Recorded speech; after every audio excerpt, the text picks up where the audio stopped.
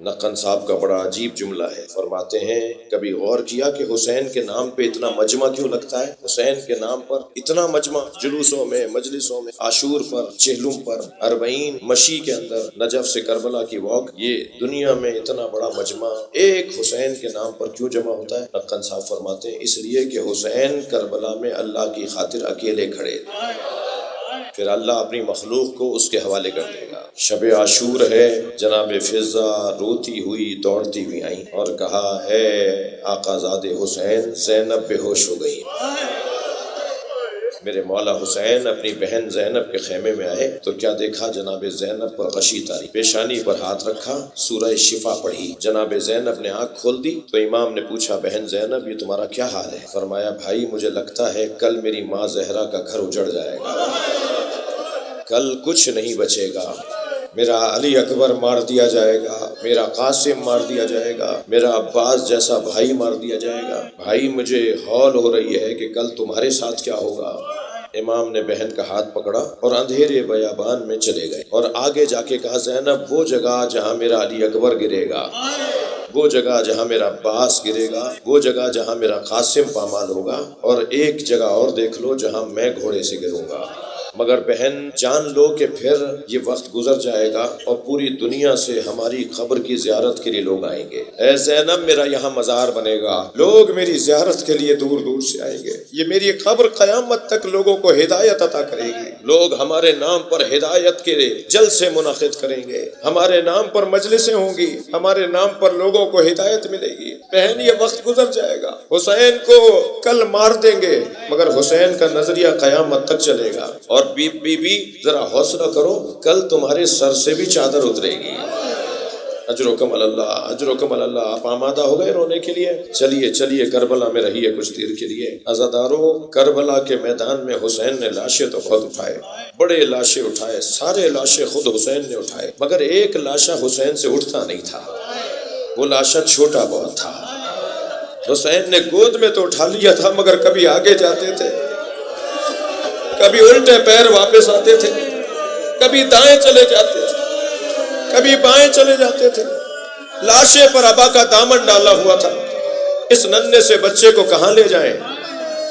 عزادارو ایک جوان مجھ سے کہنے لگا کہ میری دادی مجھے روکتی ہیں کہ محرم میں مچھلی نہیں کھاتے، تو میں نے دادی سے کہا دادی میں تو مولانا سے پوچھوں گا، اللہ کا حلال حلال رہتا ہے، اللہ نے جو حرام کیا ہے وہ حرام رہتا ہے، یہ کیسے آپ نے مچھلی کو محرم کے بعد حلال اور محرم میں حرام؟ میں مولانا سے جا کے پوچھوں گا۔ آگے کہنے لگا مولانا مجھے بتائیے دادی روک رہی ہیں کہ مچھلی محرم میں نہیں کھانی چاہیے، آپ کیا کہتے ہیں؟ میری آنکھوں میں آنسو آ گئے، میں نے کہا میں اتنا بڑا عالم نہیں ہوں، مجھے اس مسئلے کا جواب نہیں آتا، تم اپنی دادی کی بات مان لو۔ حسین نے علی اصغر کے تڑپنے کو مچھلی کے تڑپنے سے تعبیر کیا،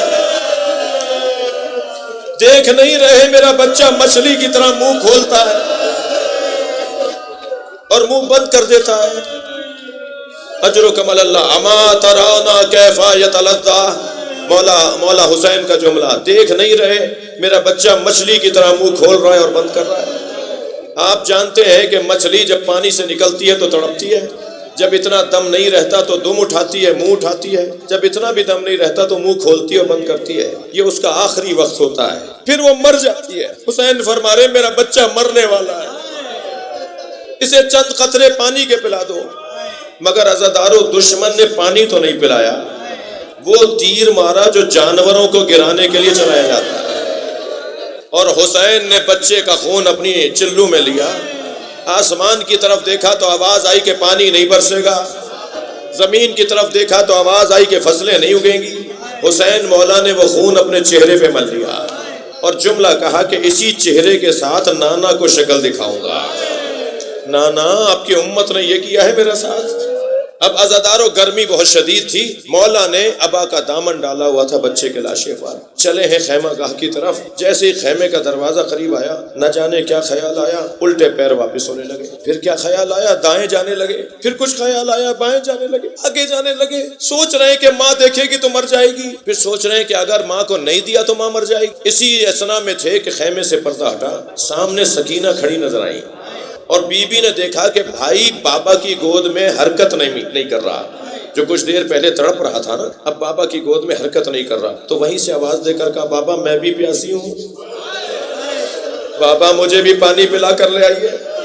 حسین کیا بتائیں کہ کیسا پانی پیا ہے، لیکن جب یہ آواز بلند ہوئی تو خیمے میں ماں نے آواز کو سنا اور جناب رباب در خیمہ پر آ گئیں۔ امام نے اپنی زوجہ کو آتے ہوئے دیکھا تو عجیب سوال کیا، فرمایا رباب میں کون ہوں؟ اپنی ہی زوجہ سے پوچھ رہے ہیں میں کون ہوں؟ جناب رباب نے کہا آپ میری امام ہیں، آپ حجت خدا ہیں۔ جب جناب رباب کو سن لیا نا کہ عقیدہ اس کا کیا ہے، تو اپنی آبا کا دامن ہٹا دیا۔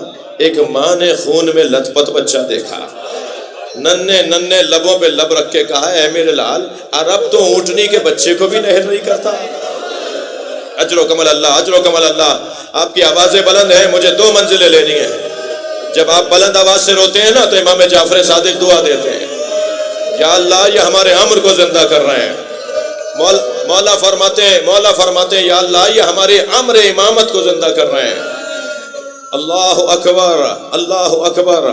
ایک ماں اور ایک باپ نے مل کر جنازہ دفنا دیا، مگر عجب نہیں جناب رباب کو یہ تسلی ہو گئی ہو کہ یہ جنازہ دفنایا جا چکا ہے۔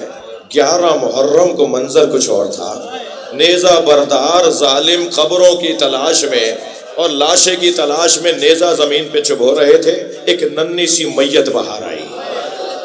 ماں نے یہ منظر دیکھا، آواز دی ہے میرے لال عزاداروں، مجھے اندازہ ہے کہ مجلس میں خواتین بھی ہیں، آپ کے گھروں میں دودھ پیتے بچے بھی ہیں۔ ماں سب سے زیادہ پریشان جب ہوتی ہے جب بچہ بھوکا ہو اور اس کے پلانے کو دودھ نہ ہو، کبھی بھائی سے، کبھی بیٹے سے، کبھی شوہر سے میرا بچہ بھوکا ہے۔ جب کبھی جناب علی اصغر کو یاد کیا کریں نا تو جناب رباب کو بھی سلام کیا کریں۔ بڑا جگر تھا اس بی بی کا، بڑا حوصلہ تھا اس بی بی کا۔ میرے ایک ہندوستان کے دوست مجھ سے کہہ رہے تھے کہ ان کے شہر بنارس میں روز عاشور تعزیے کا جلوس نکلتا ہے، جھولے کا جلوس نکلتا ہے، اور وہ بنارس کی کربلا میں جا کے ختم ہو جاتا ہے۔ کہنے لگے جلوس نکلا تو جلوس پیچھے تھا، ہم آگے رستے کے انتظامات دیکھنے کے لیے چند دوست آگے جا رہے تھے کہ کچھ آگے گئے تو ایک چوک پر ہزاروں کی تعداد میں ہندو عورتیں کھڑی۔ کہنے لگے جب ہم قریب گئے تو عجیب منظر نظر آیا کہ ہر ایک کی گود میں دودھ پیتا ہوا بچہ آیا۔ کہتے ہیں جب ہم برابر سے گزرے تو ایک عورت کی آواز آئی بھائی مسلمان ہو؟ تو کہنے لگے میں نے کہا ہاں مسلمان ہے۔ کہنے لگی بتاؤ بابا حسین کا جلوس کب آئے گا؟ تو مولانا کہنے لگے میں نے کہا تمہیں بابا حسین کے جلوس کا انتظار کیوں ہے؟ کہتی ہے تمہیں نہیں پتا آج حسین کا بچہ بھوکا مارا گیا، ہم آج اپنے بچوں کو دودھ نہیں پلاتے جب تک تعزیہ دفنا نہ دیا جائے۔ اجر و کمل اللہ، اجر و کمل اللہ۔ اللہ آپ کو کسی غم میں نہ رلائے۔ بہت گریہ ہو گیا۔ عزاداروں مجھے نہیں پتا کہ شام غریبہ میں پانی کہاں سے آیا، مگر تاریخ لکھنے والوں نے لکھا ہے کہ شام غریبہ میں پانی اور کھانا آیا۔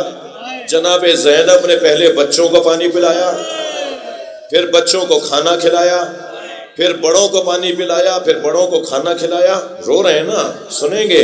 ایک بی بی ہے جو پانی نہیں پی رہی، بار بار جناب زینب کہتی ہے بھابھی پانی پی لیں، اور رباب کو ایک ہی جملہ ہے میرا بچہ مار دیا، میرا علی اصغر بھوکا مار دیا۔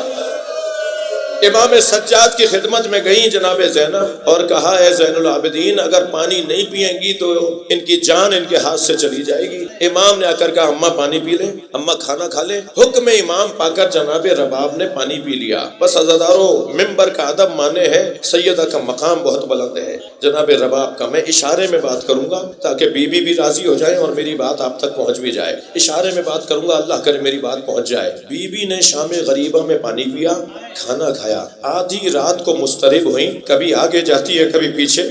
جناب زینب کے برابر میں آ کے بیٹھی اور کہنے لگی مجھے علی اصغر یاد آ رہا ہے،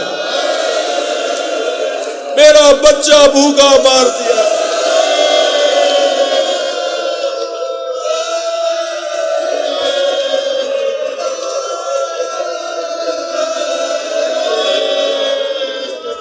لعنت اللہ علی قوم الظالمین فسيعلم الذين ظلموا أي منقلب ينقلبون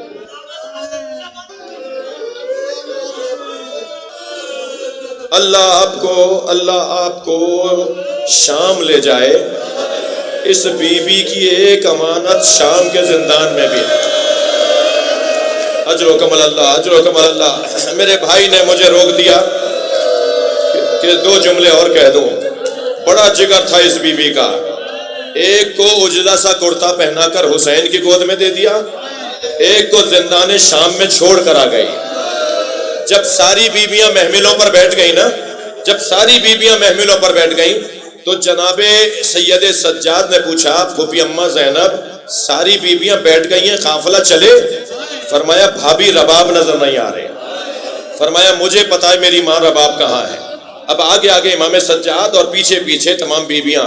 جناب زین العابدین نے زندان شام میں قدم رکھا تو کیا دیکھا کہ جیسے کوئی ماں اپنے بچے کو گلے لگائے ہو نا، ایسے جناب رباب نے قبر سکینہ کو سینے سے لگایا اور آوازیں دے رہی ہیں سکینہ اٹھو، سکینہ اٹھو، قافلہ تیار ہے. اللہ آپ کو جناب سکینہ کی قبر کی زیارت کا شرف عطا کرے. جب آپ شام جائیں نا تو زرعی جالی سے قبر کو ضرور دیکھیے گا. آج بھی شام کے دیہات کی عورتیں کھلونے لا کے ڈالتی ہیں اور ایک نوحہ پڑھتی ہیں تمہاری ماں سے وعدہ کیا تھا تمہاری قبر پر آتے رہیں گے.